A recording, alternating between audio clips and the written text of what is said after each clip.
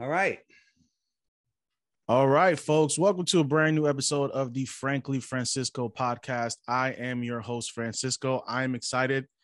Today, I have a very special guest. He goes by Flat Earth Dave. He has a big following on YouTube. He has been a flat earther since 2015, from what I've seen. Dave, I really want you to give me an education on flat earth theory, because my whole life I have been raised to believe that the earth is round. So I really wanted a breakdown of how you perceive that the world is flat. All jokes aside, I really want you to break it down to me and let me know where the theory came from. Yeah, the theory came from the deception of the globe is less than 100 years old. But wait a minute. I thought it was figured out 2,000 years ago. Everything before 1900 is a lie. Every single thing you've ever been told about it is completely a lie. There was an advanced civilization here called Tartaria. That's a whole nother show. But when I started looking into flat Earth, I went in kicking and screaming. You sound like pretty open-minded. You'd like teach me.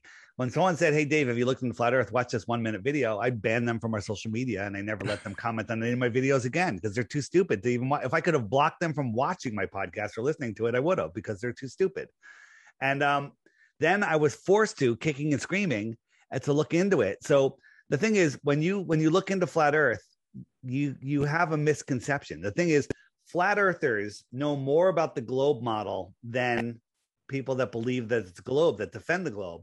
And the globe earthers don't know that they don't know. And what they think about the flat Earth is ridiculous. They think this is the flat Earth, a disc floating in space. This is dumb. No flat earther thinks this, right? They think that they go, what about the other planets where you're a pancake and everyone else is a ball? We don't think that. We don't think other planets are flat either. We don't believe in planets, and we'll get into that. So what is the flat Earth? Well, think about this. When there's water outside, where does it accumulate? Where does water accumulate? I mean, on the surface. A surface on the top of a hill or at the bottom? The bottom.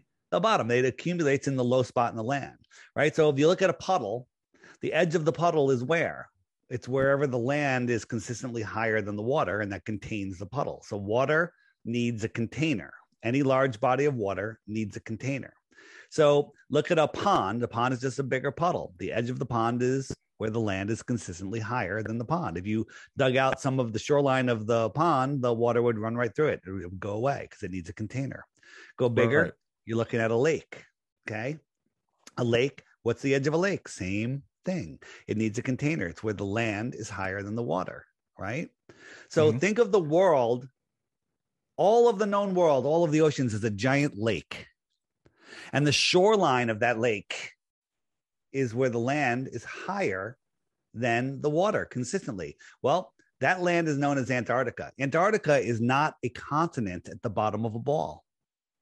Antarctica is the shoreline of our world. It is the container of our lake. They say our world is 70% water. Well, large bodies of water at rest lay flat, scientifically, testably, provably, measurably flat. Okay? And if we go to the edge of the lake, do we fall off? No, we don't fall off the lake. There's land there. So the logical question is, what's out here in this outer space? Okay. We don't know. So, it's off limits. So let me ask you a question. So when you have the lakes, some of these lakes actually meet with the ocean. So, and you see that divide where it goes from the water from a lake to the ocean, you can see the discoloration between the two when they meet. Well, that's we're talking, ponds and stuff within our world, but our entire world, ocean, all of the continents are surrounded by water, but all of the water needs a container. It's surrounded by land. Now there's lakes and Great Lakes and different, we call these things different oceans and everything. They just came out and announced that there's a new ocean now. It's called the Southern Ocean, right? What's going on there, right? This pink line here is 60 degrees south. Nobody is allowed to independently explore beyond this line. Wow. Right? They came up with the Antarctic Treaty after Admiral Byrd flew out over Antarctica and goes, there's more land bigger than the United States, filled with resources that no human has ever set eyes upon. And then quickly, they created the Antarctic Treaty, right? a bunch of countries signed on, and then all the other countries signed on, where nobody's allowed to explore Antarctica. What? They're like, well, we have to protect the penguins. We have to protect the penguins. Thank you. And we'll protect the ice. Thank you. Ouch. I'm just getting fatigued. I'm losing my voice. Oh, you're good, man. But we can go deforest the Amazon. We can deforest the Amazon. That's no problem. But we can't go to Antarctica, even in the war for unlimited resources, where there's tons of them. We can't go down there. Dumbest thing ever. No one's allowed to go there. It's guarded. You can't go. If you try to go, you'll be arrested and sent to jail. So what's out there? I don't know. We're not allowed out there, but it's probably more land beyond Antarctica. Lots more land. Maybe other continents beyond Antarctica. Here's a map, Japanese map from 10 centuries ago showing, 30 or so other continents in the outer space. So do you believe in Pangaea? Do you believe there was a Pangaea with Nope. the massive landmass? Nope. Is that okay? Yeah, I mean, Our continents are not moving. The ancient pyramids, the Stonehenge, they're all aligned with the same stars that they were aligned with before, right? In the heliocentric model, right? You have to believe, right? This is what you have to believe. To believe in the heliocentric, that's the globe model. You have to believe that we're corkscrewing through space in 4 different directions at once. We're spinning at 1,000 miles an hour. We're orbiting at 66,600 miles an hour around the sun. We're chasing the sun at 500,000 miles per hour. And that entire system's moving sideways at over 1 million miles per hour.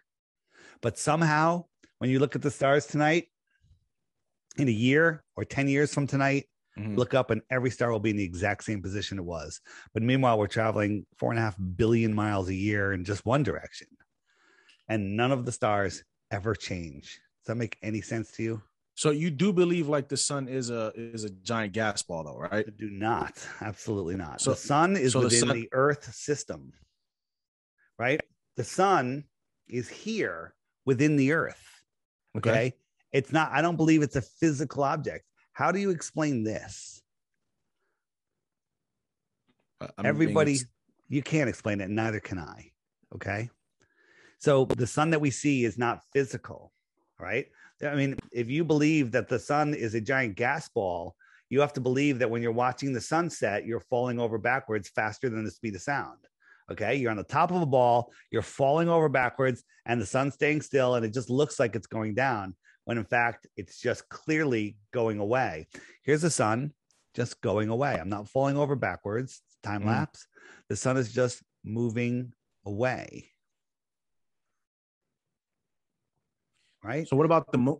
What about the moon, though? So, I mean, we can clearly see the moon during the day. Sometimes during certain times of the month, every month, there we can see the sun. But the next time you have a day moon, which is not now, look at it. There's blue sky beyond it. It's right here. It's very close. It's within the Earth system, right? Does this sun look like I'm falling over backwards? All of this land is speeding away 1,000 miles an hour, or is that sun, whatever that is, just moving across the sky, right? Right.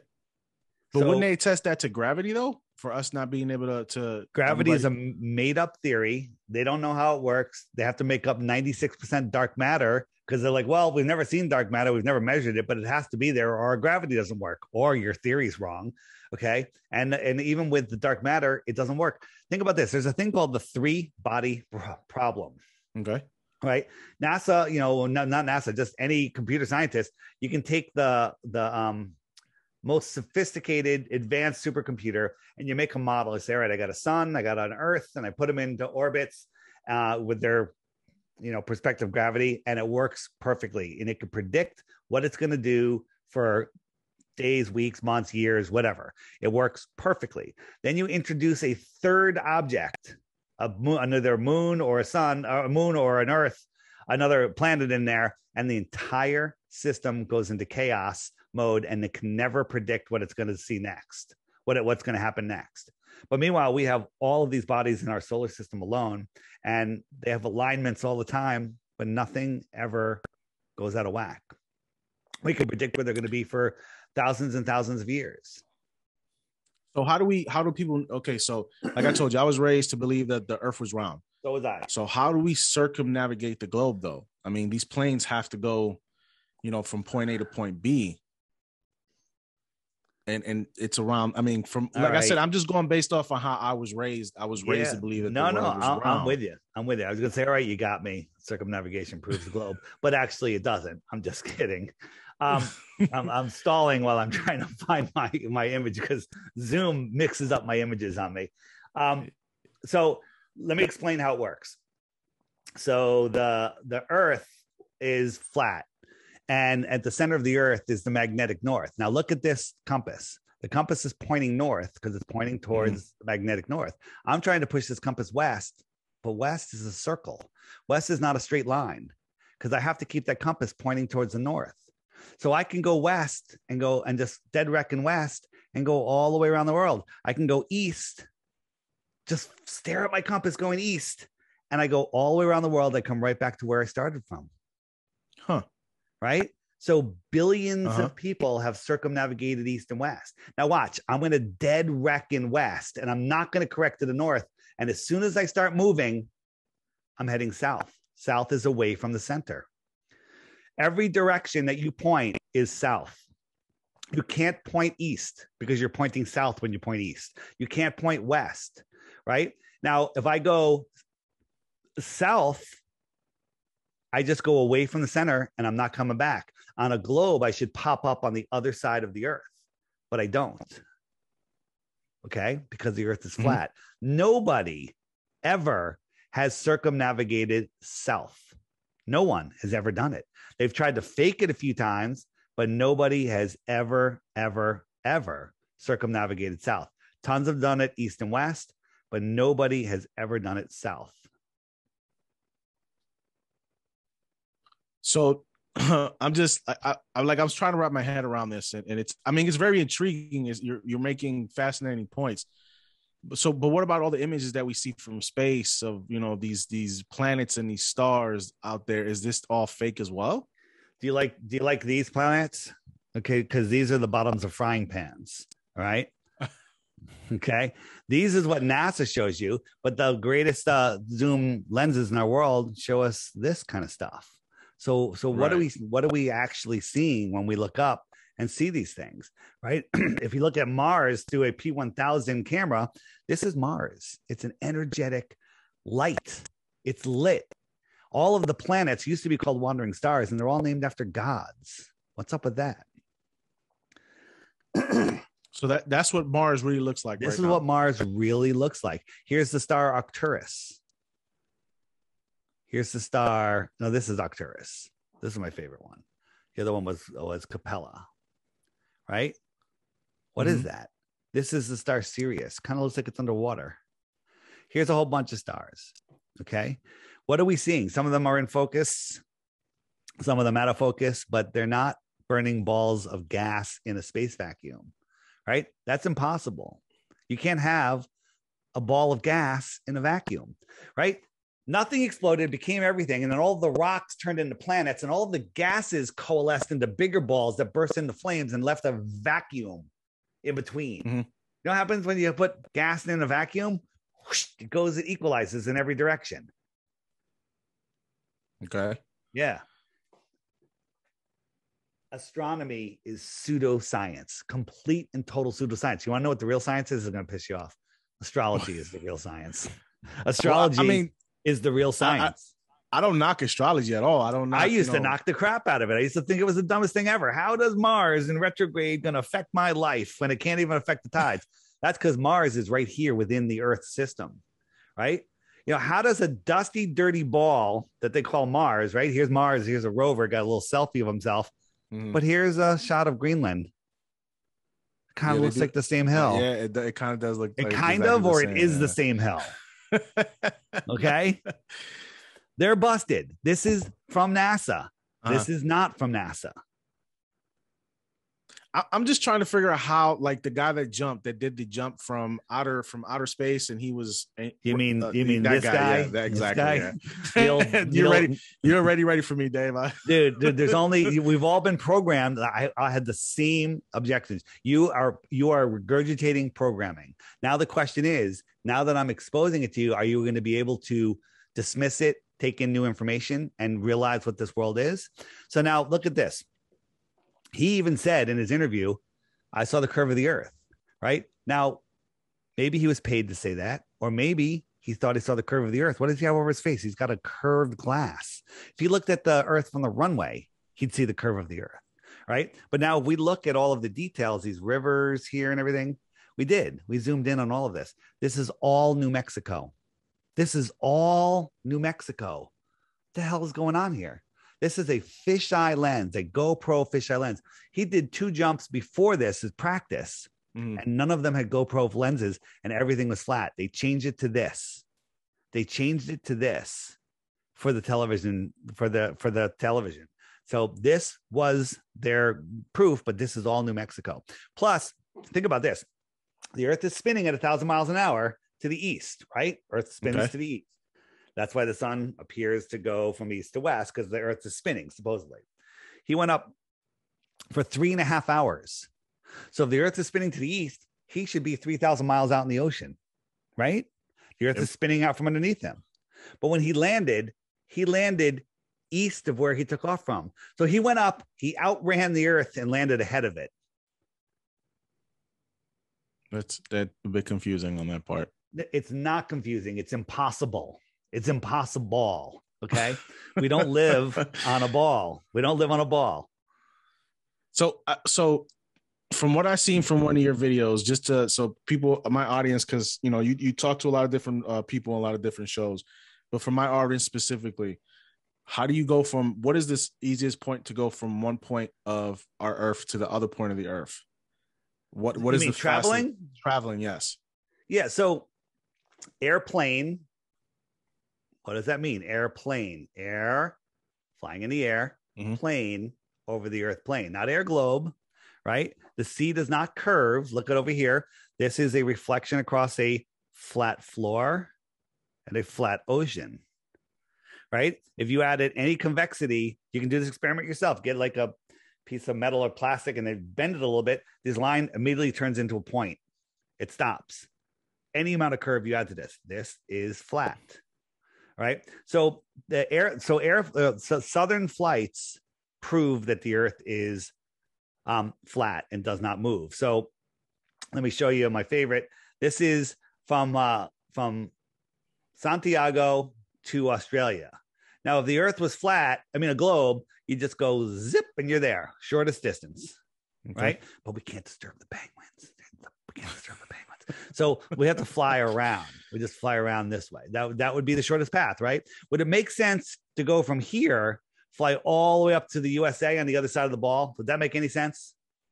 No. No, because of course it would not make any sense, right? But this is the way they go. They go all the way up here, all the way across, and all the way down. Now, Western Australia, check this out. Remember this path. All the way up to East Coast, all the way across to the Far East, all the way down to Singapore and to here. Why didn't they just cut across the bottom like I showed you earlier? They went all the way up, all the way across, all the way down. And here's the reason. Check it out. We go all the way up across the US, Far East, Singapore, Western Australia. That's the route they take. It's a straight line. Huh. It's a straight line and the earth is flat, and that's the end of that.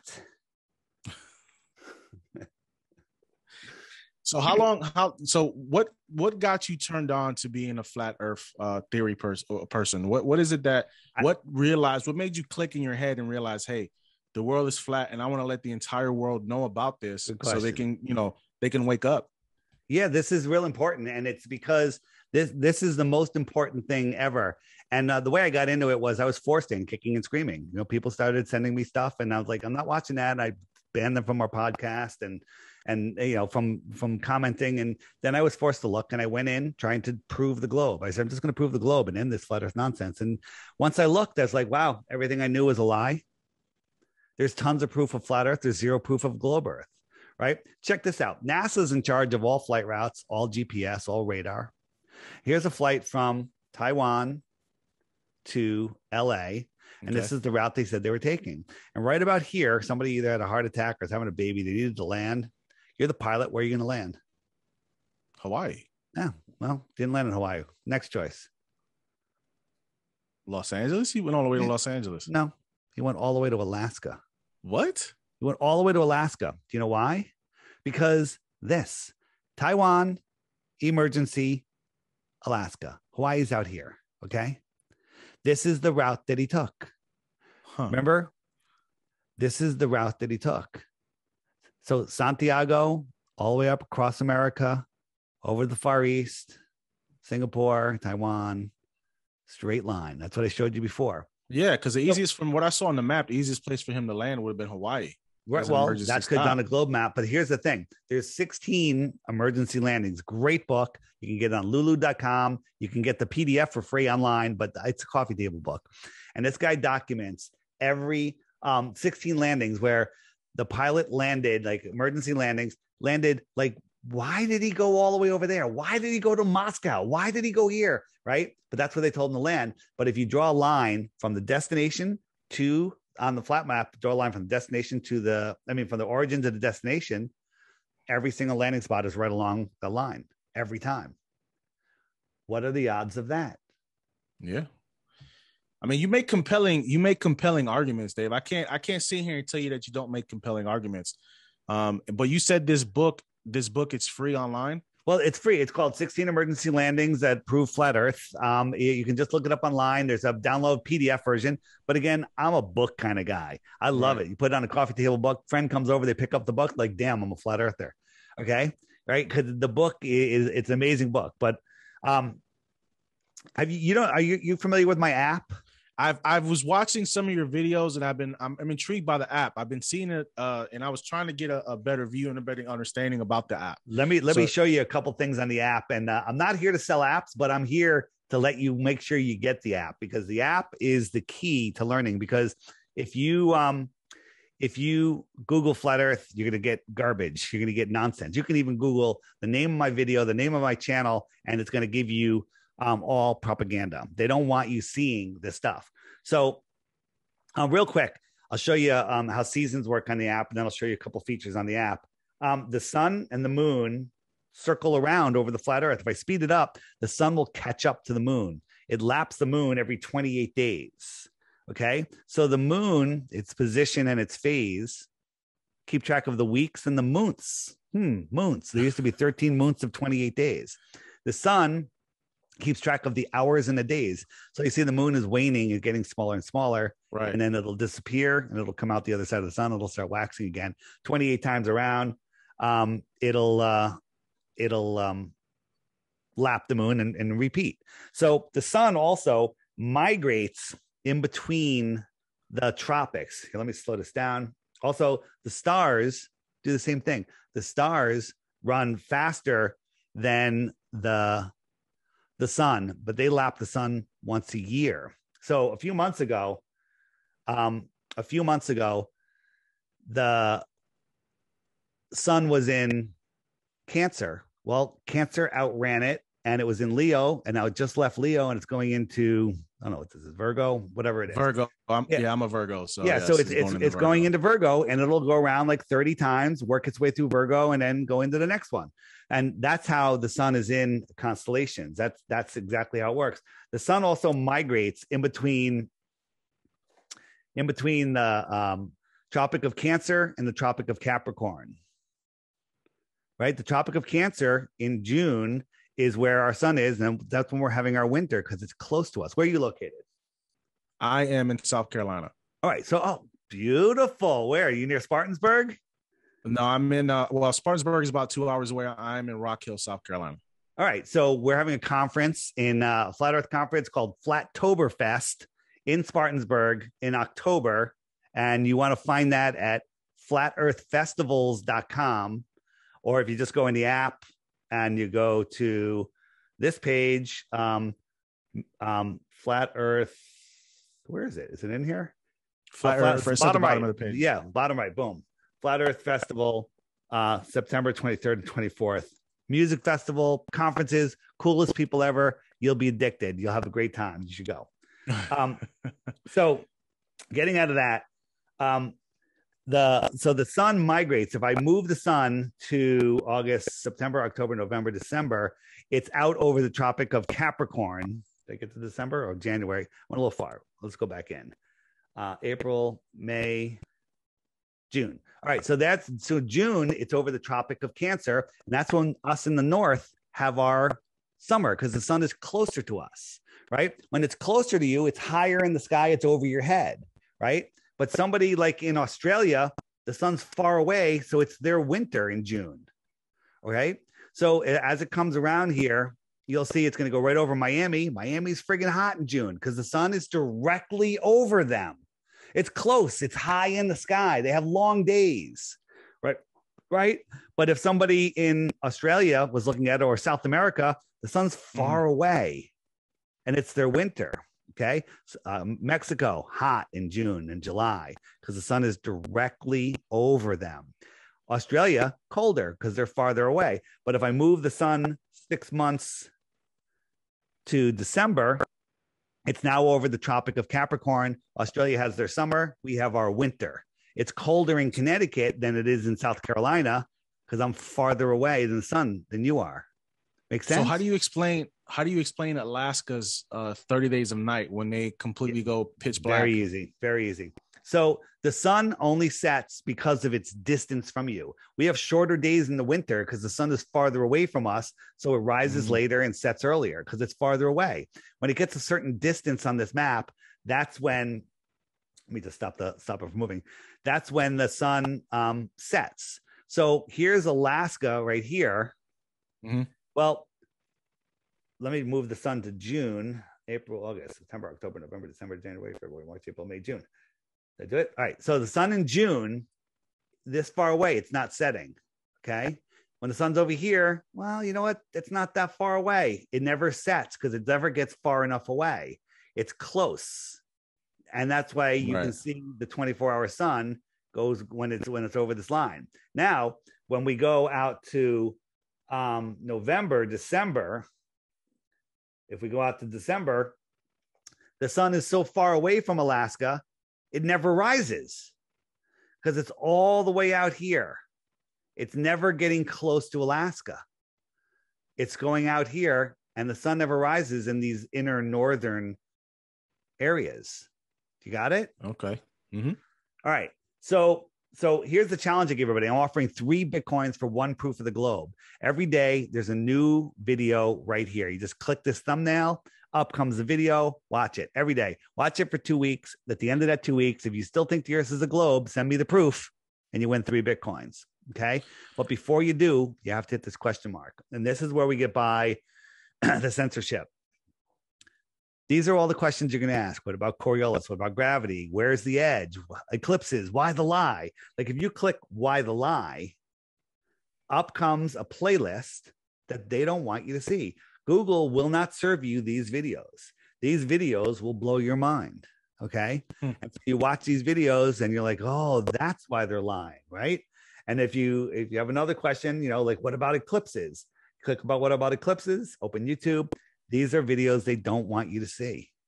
Right. You watch these videos, you'll be like, wow, I never knew that eclipses repeat every 18 years.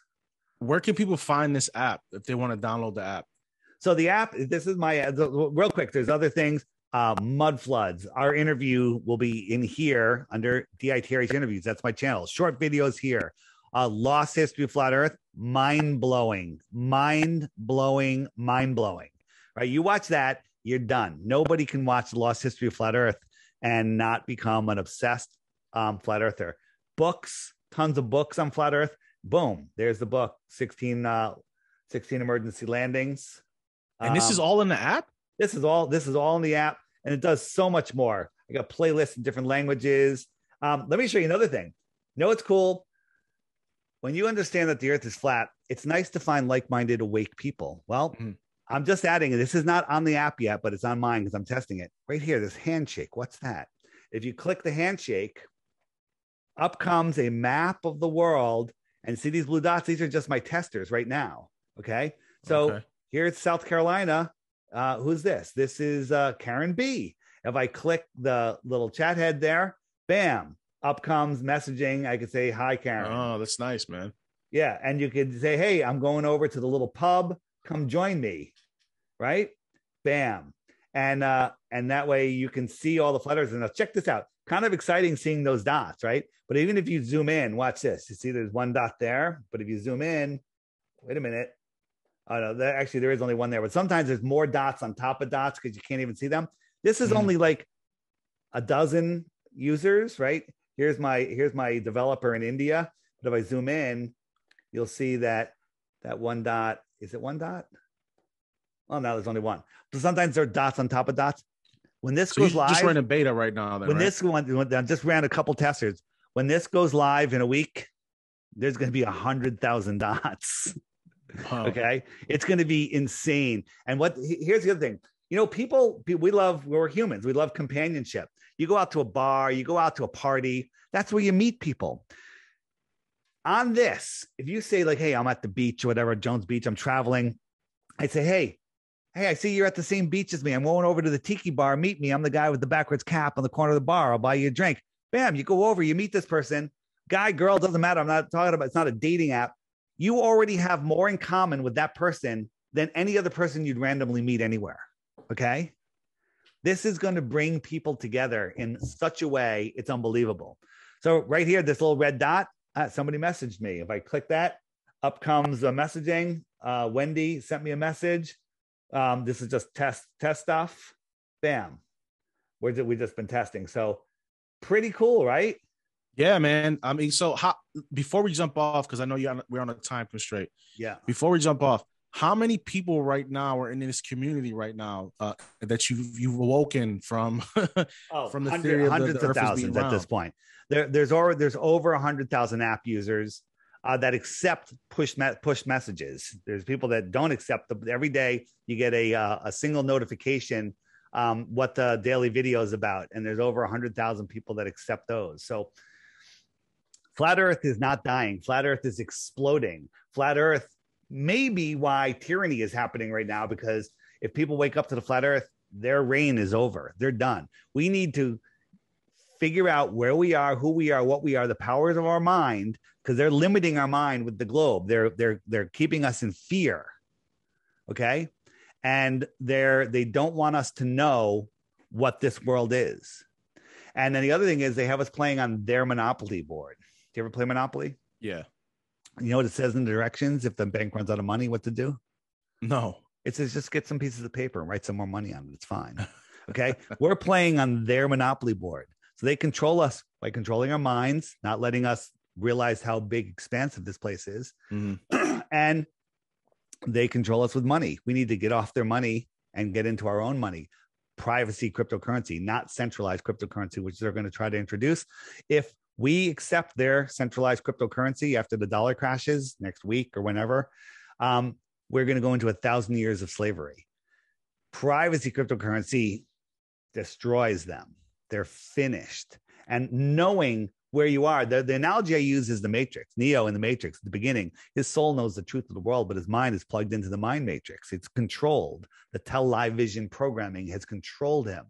So at the end of the movie, Neo realizes who he is, where he is, what he is, and the power of his mind, how he can make his world. He can create his world because he can see the world. Put those two next to each other. That's what's happening right now. Everything you have in your life is because of the way that you think.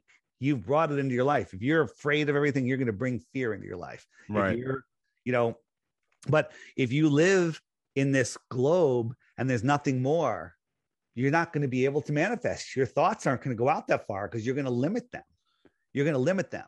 So why the lie? Why, with all the tyranny that's going on in the world, why am I talking about this? Because this is the key to our freedom. This is why I walked away from my own company. This is why I do this full time. This is why I'm talking to everybody, because if we ever get our freedoms back, we're not going to keep them long if we still are spinning out of control, lost in space. So I want to get you back on at some point because there's so much more stuff I want to talk about, like the dome. We didn't get a chance to get to that today. But I will schedule back on so we can talk about from one of your videos. You said there's a dome around the planet. Well, we won't touch on that. Hang on. Let me touch on that. I'm not sure what it is. I kind of think that the sky is flat, if you ask me. And I don't think the dome, I think the sky is like 62 miles up in the air. Lots of evidence of that. Things hitting it, all sorts of stuff. So 62 miles isn't a big bulbous, snow globe dome like this. It would be very low. It would be like, on this scale, you'd barely be able to see it above this, because 62 miles is, the tiniest little lift. So that's how I think we see the world. And again, with a low ceiling, imagine you and I are in a room with recessed lights in the ceiling. Now expand that room to 10 miles wide, and I send you 8 miles in the other direction. Okay. In less than a mile, the ceiling and the floor are going to merge, and I'm not going to be able to see you anymore. Right? Yeah. If you go back, I've been to Las Vegas, in some of those long hotels, the end of the hallway, the ceiling is touching the floor. Right? It's just how it is. And then you zoom in with the camera and you open it up and you can see. Right? You zoom in with a zoom lens. So you're 5-10 miles away, in that room, and I tell you to look up at the lights. I can't see the lights that you're seeing, and you can't see the lights I'm seeing. I'm in the northern hemisphere plane. You're in the southern hemisphere plane. That's why we see different stars. I can see Polaris because it's right there. You can never see Polaris because it never gets close enough to you. That makes sense. So I see, it's like when you see the clouds, like there's some, like the other day, I pointed this out. We were driving and the clouds were so low, it looked like you can actually touch them with your hands. There's a lot of people that are saying that the sky is lower than it used to be when we were kids. And I kind of think that also. Maybe I'm just taller. I don't know. So this is all perspective.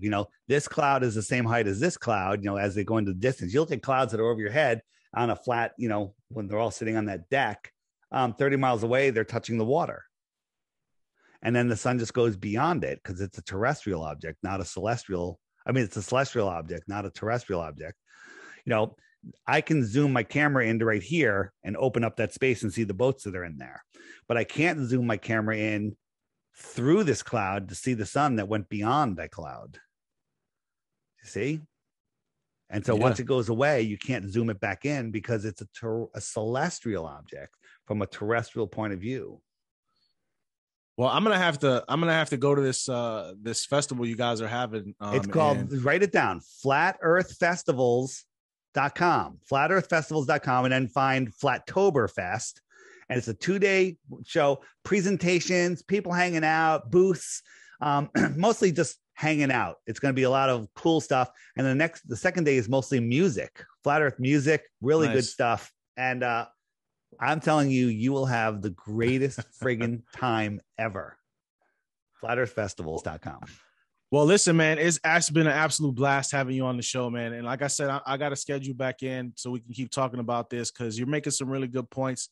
And I'm going to check that book out, the 16 emergency landing spots. And I'm going to check your app out as well. Let me tell you about the app. Go ahead. Sorry. So I was going to say, for the folks that want to find you, what are the social media platforms that you're on right now? The Flat Earth Podcast on Facebook, the flatearthpodcast.com, the Flat Earth Podcast Instagram. But the best place is the Flat Earth Sun, Moon, and Zodiac Clock app by Blue Water Bay. It's the highest rated app on the Android store. It's the highest rated app in the Apple, Google, and the Google Play Store. But there's already like a Flat Earth Society by the Ron Media Group knockoff of my app. It's horrible and it's gatekeeping. They're not even trying to steal my app. They're trying to capture your weak minds. Feel free to get their app. Just don't send me an email telling me my app sucks because it doesn't. All right. And then the app is $2.99. So you're buying me almost a beer, okay, in a cheap place. And that's it. Now, listen, people said, hey, Dave, when I first made it, it didn't have all the features it has. It said, Dave, can you put this on it? Can you put this on it? And I was like, well, it costs too much money to do that. And they're like, well, put a donation button. They don't allow donation buttons. So I put a subscribe button. You can subscribe for 99 cents a month or just $11 for the year. Pretty easy. That's a margarita, by the way. A margarita with a dollar tip. Okay. And you don't have to subscribe, but if you want to, you can.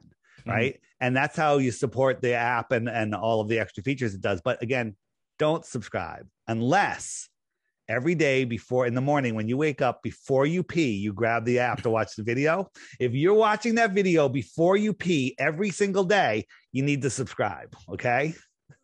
Nice. All right.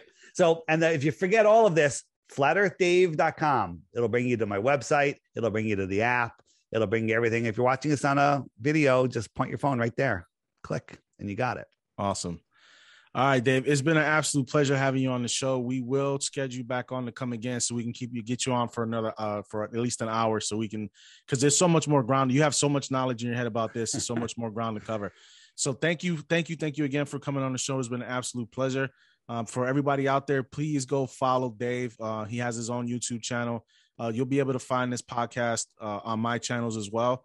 It was a pleasure, Dave. Thank you for coming on, and you have a fantastic day, man. All right, man. Send me a link when this is up, and I'll put it on the app under my interviews tab. No problem. All right, man. See you. See you later. Thanks.